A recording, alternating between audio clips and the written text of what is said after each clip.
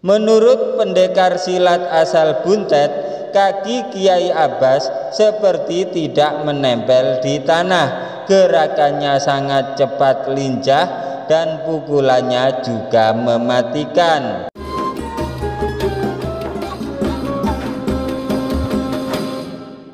Assalamualaikum warahmatullahi wabarakatuh. Alhamdulillah, wassalatu wassalamu ala rasulillah. Amma ba'du. Inda zikri salihin tanzilur rahmah. Ketika orang-orang soleh dikenang, maka akan menurunkan rahmat Allah subhanahu wa ta'ala. Semoga bersamaan dengan turunnya rahmat Allah ini, hajat-hajat kita, doa-doa kita dikabulkan oleh Allah subhanahu wa ta'ala, rezeki kita dilimpah ruahkan, dan kita semua selamat sukses dunia akhirat, amin ya rabbal alamin. Jamaah channel cerita pesantren yang dirahmati Allah, sandal Bangkia yang terbuat dari kayu mungkin bagi kita semua dianggap sebagai salah satu sandal kuno dan ketinggalan zaman, atau juga menggunakan Bangkia itu dikarenakan harganya yang murah dan juga awet digunakan. Cukup jarang Bangkia digunakan dalam peristiwa-peristiwa penting, lebih banyak ditempatkan untuk alas kaki di kamar mandi atau untuk digunakan saat bersantai. Namun berbeda dengan Kiai Abbas Buntet, beliau malah menggunakan Bangkia dalam peristiwa-peristiwa penting. Sebut saja ketika berlangsungnya perang di tanggal 10 November tahun 1945 di Surabaya. Sejak keberangkatannya dari Cirebon, Kiai Abbas menitipkan sebuah bingkisan kepada salah satu pengawalnya, yaitu Abdul Wahid. Saat itu Abdul Wahid berpikir bahwa benda titipan milik Kiai Abbas tersebut merupakan benda yang sangat berharga. Ternyata ketika bungkusan tersebut dibuka, hanya berisi sepasang Bangkia. Walaupun masih bingung, Abdul Wahid hanya mengikuti perintah Kiai Abbas dan membawa bingkisan tersebut hingga perjalanan tiba di Rembang, Jawa Tengah, dan singgah di kediaman Kiai Bisri Mustafa. Disitulah Kiai Abbas ditunjuk untuk menjadi komandan perang tanggal 10 November oleh para kiai yang sudah menunggu beliau. Bung Tomo yang beberapa kali meminta kepada Kiai Haji Hasyim Asy'ari untuk memulai peperangan pun selalu ditolak oleh Kiai Haji Hasyim Asy'ari dengan alasan menunggu singa dari Jawa Barat yang tidak lain adalah Kiai Abbas Buntet. Saat akan menuju Surabaya, Kiai Abbas meminta bungkusan Bangkia kepada Abdul Wahid, sekaligus memintanya untuk tidak ikut bergabung ke Surabaya dan menunggu di Rembang. Walaupun semangat juang Abdul Wahid cukup menggelora, namun dia tidak berani melawan perintah kiainya. Akhirnya dia tetap tinggal di Rembang hingga pada tanggal 13 November tahun 1945. Rombongan santri yang ikut berperang di Surabaya tiba di Rembang bercerita tentang kesaktian Kiai Abbas. Menurut para santri, Kiai Abbas berperang dengan menggunakan Bangkia. Saat Kiai Abbas berdoa, tiba-tiba sejumlah alu dan lesung milik warga yang berukuran besar berterbangan dan menghantam tentara sekutu. Pesawat yang terbang pun dilumpuhkan hanya dengan lemparan tasbih oleh Kiai Abbas. Menurut Kiai Haji Amiruddin, saat perang tanggal 10 November, Kiai Abbas dengan karomahnya bukan hanya berada di satu tempat, tetapi di dua tempat, yaitu di pusat kota dan di pesisir pantai Surabaya. Selain itu, sandal bangkia yang dibawa Kiai Abbas itu mampu menjadi senjata perang melawan sekutu. Saat Belanda dengan pasukan sekutunya mengirimkan ratusan pesawat tempur, kata bawahannya kepada Kiai Abbas, "Mbah Abbas ini kita bakal dibunuh sama pesawat-pesawat tempur segitu banyaknya," kata santri Kiai Abbas.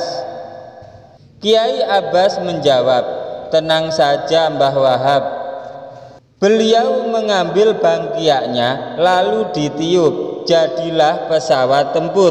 Bahkan pesawat tempur itu walaupun ditembak oleh pesawat musuh tidak mempan. Justru pesawat itu mampu menembak banyaknya pesawat sekutu. Tercatat ada 250 pesawat sekutu yang hancur.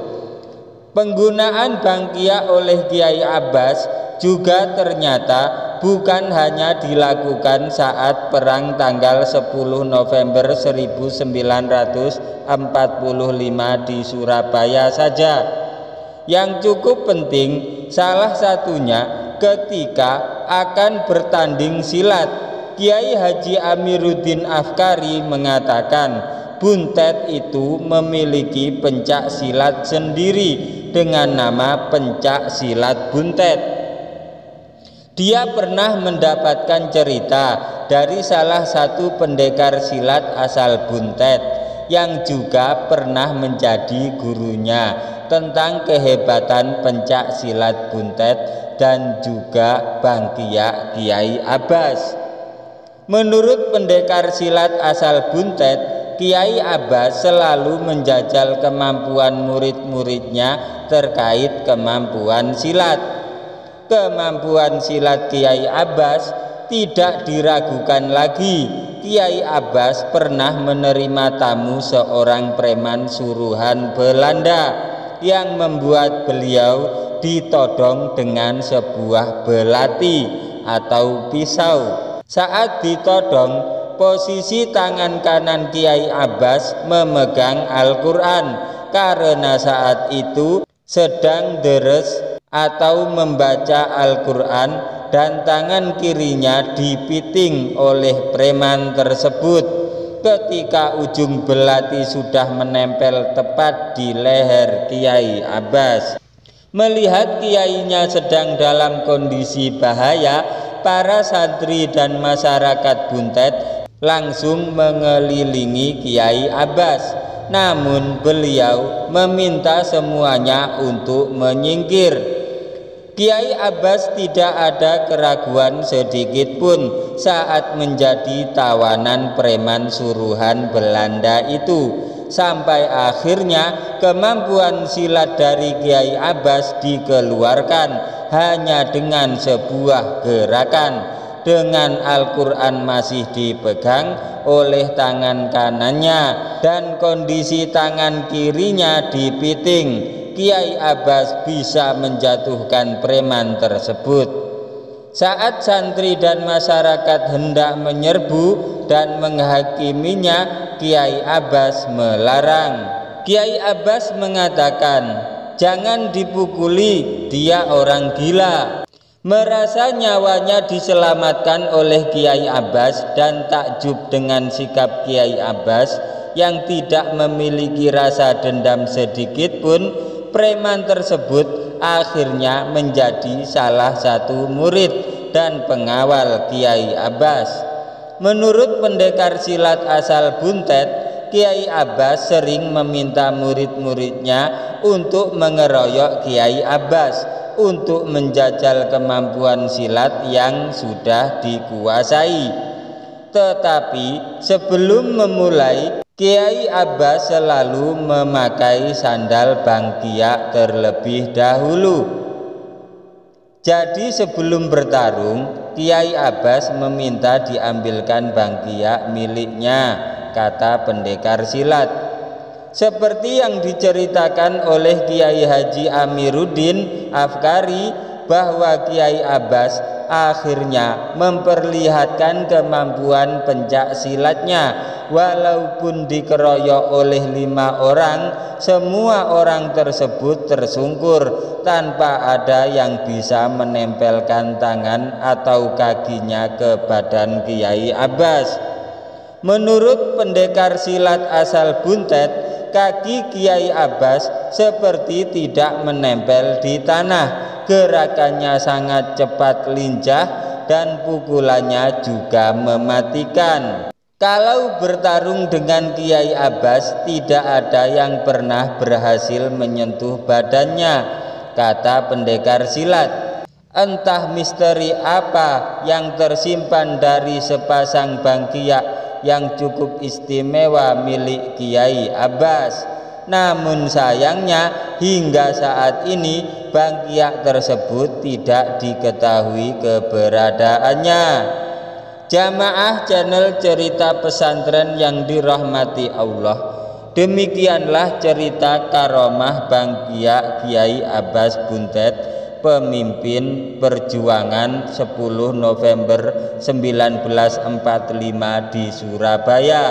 Semoga cerita ini bermanfaat bagi kehidupan agama kita di dunia maupun akhirat. Jangan lupa like, komen, subscribe, dan share, bagikan karena cerita ini sangat bermanfaat.